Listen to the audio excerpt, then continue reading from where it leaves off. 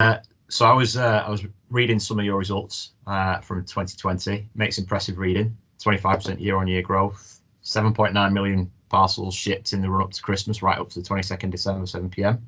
Again, super impressive. I'm guessing you had a pretty hectic last 12 months.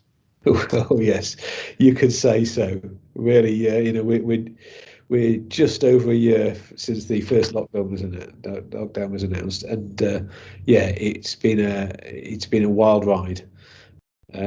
It's great to see such fantastic results. You're absolutely right. It would have been nice if we'd nice and I guess easy for us if we'd seen that uplift as a continual spread all the way across the year. But of course, that wasn't what happened. What happened was when lockdown was announced, we had a massive spike in certain categories. You know, one day it'd be home gym equipment. The next day it'd be dehumidifiers. The day after that it'd be PC equipment.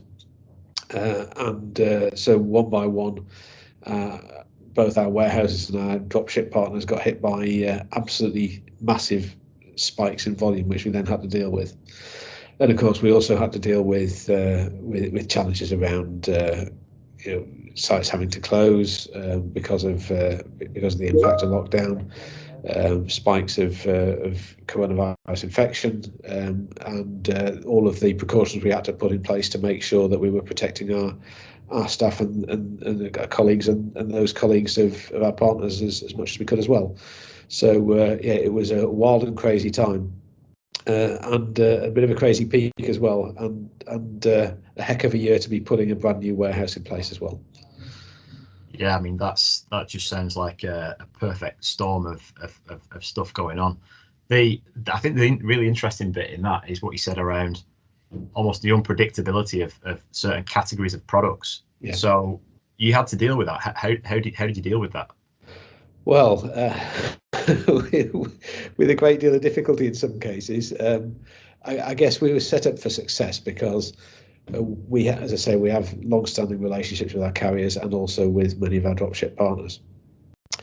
And one of the beauties of having an operation that's partly under your own control with your own DC and partly shared with partners is that you can make use of a great deal of flexibility.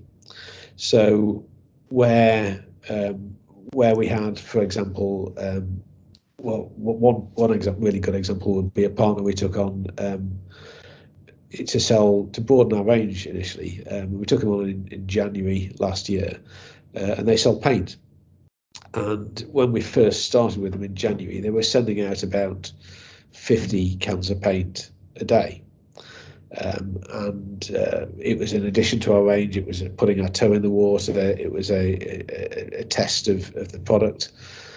And then lockdown came along, and that 50 cans of paint a day became 10,000.